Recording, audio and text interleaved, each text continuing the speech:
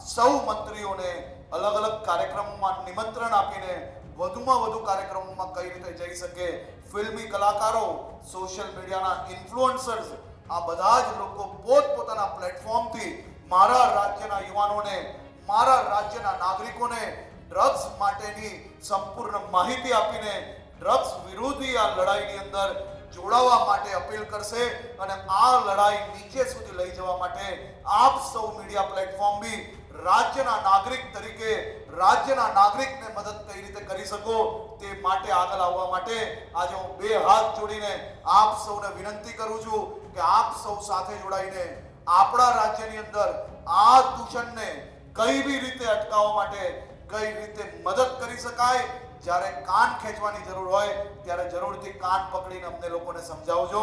અને જ્યારે આપણા પોલીસ અધિકારીઓએ કે આ રાજ્યના કોઈ નાગરિકોએ કે આ રાજ્યના કોઈ બી ડિપાર્ટમેન્ટ કે દેશના કોઈ બી ડિપાર્ટમેન્ટ દ્વારા ડ્રગ્સ વિરુદ્ધ અભિયાનની અંદર જો સારી કામગીરી કરાય તો એની પીઠ બી થપથપાવવામાં તમે ક્યારે પીછે હટ નહીં કરશો તેવી મારી આ રાજ્યના દીકરા તરીકે આપ સૌ પાસે વિનંતી છે. આવનારા દિવસોમાં અમે આ અભિયાનને જંગ તરીકે લડવા માટે આગળ વધી રહ્યા છીએ. આ અભિયાન આવનારા દિવસોમાં માત્ર શહેરો, મહાનગરોની મોટા મોટા હોલોથી બહાર નીકળીને ગુજરાત રાજ્યની સંભવિત તમામ જગ્યાઓ પર અમે ડ્રગ્સ વિરોધી જંગને આગળ વધારવા જઈ રહ્યા છીએ. આદરણીય મુખ્યમંત્રી શ્રી ભૂપેન્દ્રભાઈ પટેલના માર્ગદર્શનમાં ગુજરાતનો ગૃહ વિભાગ, ગુજરાતના સૌ નાગરિકો સાથે મળીને ડ્રગ્સ વિરોધની આ જંગ લડવા માટે તૈયાર થઈ ચૂક્યા છે.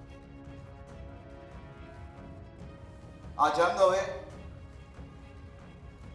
ગુજરાતની બધી જ સ્કૂલ, કોલેજો, ટ્યુશન ક્લાસીસો, ગુજરાતના સૌ સામાજિક અગ્રણીઓ, ગુજરાતના આપણા સૌ સાધુ સંતો, ગુજરાતના મારા સૌ પત્રકાર મિત્રો, ગુજરાતના આપણા સૌ કલાકારો, ગુજરાતની બધી જ રાજનૈતિક પાર્ટીના સૌ કાર્યકર્તાઓથી લઈને નેતાઓ, ગુજરાતના સૌ નાગરિકો સાથે મળીને આ અભિયાનને નીચે સુધી લઈ જશે. ગુજરાતના સૌ પોલીસ અધિકારીઓ અલગ અલગ જિલ્લાઓને દત્તક લેશે. એ જિલ્લાઓની અંદર અલગ અલગ સામાજિક અને શૈક્ષણિક કાર્યક્રમોની અંદર હાજરી આપીને આ જ પ્રકારે જે સામાન્ય નાગરિક સમજી શકે એને પ્રેઝન્ટેશન આપીને ડ્રગ્સ એ માત્ર ને માત્ર ફેશન સ્ટેટમેન્ટ છે, પરંતુ તમારા જીવનનું સૌથી મોટું દૂષણ સાબિત થઈ શકે છે એની બી માહિતી આપશે.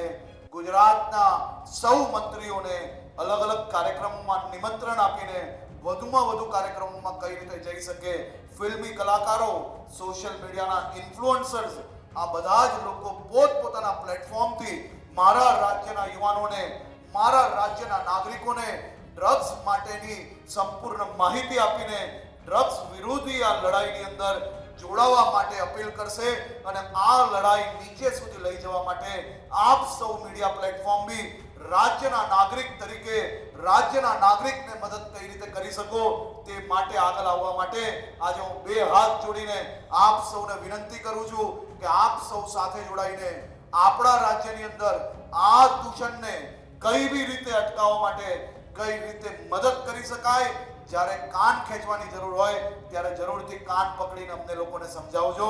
અને જ્યારે આપણા પોલીસ અધિકારીઓએ કે આ રાજ્યના કોઈ નાગરિકોએ કે આ રાજ્યના કોઈ બી ડિપાર્ટમેન્ટ કે દેશના કોઈ બી ડિપાર્ટમેન્ટ દ્વારા ડ્રગ્સ વિરુદ્ધ અભિયાનની અંદર જો સારી કામગીરી કરાય તો એની પીઠ બી થપથપાવવામાં તમે ક્યારે પીછે હટ નહીં કરશો તેવી મારી આ રાજ્યના દીકરા તરીકે આપ સૌ પાસે વિનંતી છે. મારી આપ સૌને વિનંતી છે કે આ લડાઈ કોઈ સામાન્ય લડાઈ નથી. આપણે અનેક રાજ્યને બરબાદ થતા જોયા છે અને આ દરિયાઈ માર્ગની જે આપણે વાત કરીએ છીએ ને એ દરિયાઈ માર્ગ કઈ આજનો ખુલ્લો નથી. મને ખ્યાલ છે 1992-93માં પહેલી વાર આપણે ખૂબ મોટું ડ્રગ્સ આ જ દરિયાઈ બોર્ડર પરથી પકડીને આ શરૂઆત વર્ષો વર્ષની. આ માત્ર ગુજરાતના દરિયાઈ બોર્ડરોની તકલીફ નથી. જે રાજ્ય જે પ્રકારની બોર્ડર ત્યાં આવતી હોય ત્યાં બધી જ જગ્યા પર આવી તકલીફ અને આ પ્રકારની ચેલેન્જીસ એ લોકો ફેસ કરે છે. સાહેબ, અમુક રાજ્ય તો ડ્રગ્સના કેપિટલ, અમુક શહેરો આપણે સૌ લોકો જાણીએ, એ લોકો ના પકડે ને અમે પકડીએ અને અમારો આંકડો વધારે દેખાય તો અમને પકડનાર લોકોને અભિનંદન આપવા જોઈએ કે ઉડતું ગુજરાત તરીકે ઓળખવું જોઈએ.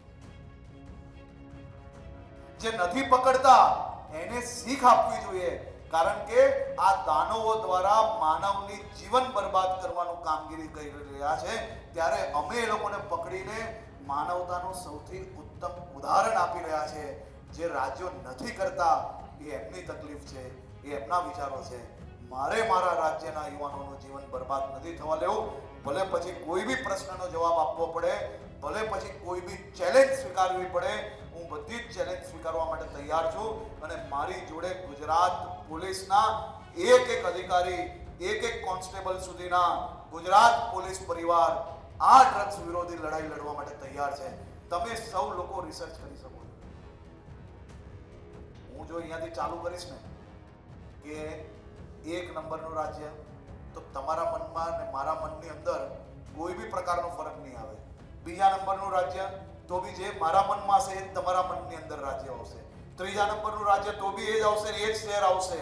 પરંતુ આપણે ક્યારેય એ સાચી સરખામણી નથી કરતા. એ સરખામણી કરીને મૂકશો તો ખબર પડશે કે આપણું રાજ્ય કઈ રીતે કામગીરી કરી રહી. 1600 કિલોમીટરની દરિયાઈ બોર્ડર, 30,000થી વધારે બોટ્સ રજીસ્ટર્ડ છે અને એ બોટ્સની અંદર હજારો લોકો કામ કરે છે. આપણે સમાજ જીવનની અંદર એક પરિવારમાં 7 લોકો હોય ને તો 7 ભાઈ એક સરખા નથી હોતા. કોઈ 5 ભાઈ પરિવારને આગળ વધારવાનું કામ કરે તો 2 ભાઈ ક્યાંક ને ક્યાંક ખોટે રસ્તે ચડીને પરિવારને બરબાદ કરવાનું કામ કરતા હોય. 30,000થી વધારે બોટો ચાલતી હોય, લાખો લોકો એમાં કામ કરતા હોય. એકની પાછળ વિજિલન્ટ થઈને પોલીસ જ્યારે કામગીરી કરતી હોય તોય કઈ ચૂકાતું હોય તો એને પકડવાની કામગીરી પોલીસે કરવી પડે છે. અને એ જ કામગીરી તરફ અમે આગળ વધી રહ્યા છે. તોય અમે ક્યાંય ચૂકતા હોઈએ તો તમે ન્યૂઝના માધ્યમથી બી કડકડાઈને ચલાવીને તમને માહિતી આપી. અને કોઈક વાર તમને જો એવું લાગતું હોય કે ખરેખર આ ડ્રગ્સ વાળાને પકડવું છે અને ડ્રગ્સને આપણે બંધ નથી કરવું, કોઈક વાર તમારી પેલી જે આંકડા દર અઠવાડિયે આવતા હોય છે એમાં એકાદ આંકડો આગળ પાછળ રહેવામાં જો કોઈ નુકસાન ના હોય તો ડાયરેક્ટ ફોનથી માહિતી આપી લેજો. તો ન્યૂઝ કરતા પહેલા એને પકડશો અને પછી તમારે ત્યાં ન્યૂઝ ચાલશે તો એની ઇમ્પેક્ટ, સોશિયલ ઇમ્પેક્ટ તરીકે સમાજને ખૂબ મોટો ફાયદો થશે. મારી આપ સૌને વિનંતી છે કે આ લડાઈ છે અને લડાઈમાં પરિવાર એક હોય અને આ લડાઈ ચાલુ થઈ ચૂકી છે. આ લડાઈમાં તમારા સૌની સહયોગની અપેક્ષા છે. તમારા જે કોઈ પ્રશ્ન હશે એને શાંતિથી જવાબ આપીશ અને જે કોઈ માહિતી મારી પાસે અવેલેબલ હશે અને નહીં હશે માહિતી અવેલેબલ તો બી એને સંપૂર્ણ જવાબ કઈ રીતે આપી શકાય અને એની જે કંઈ માહિતી મેળવીને તમને આપવાના હો એ અમે જરૂરથી આપ સૌ લોકો તક પહોંચાડીશું. હિન્દીમાં શું જોઈએ છે?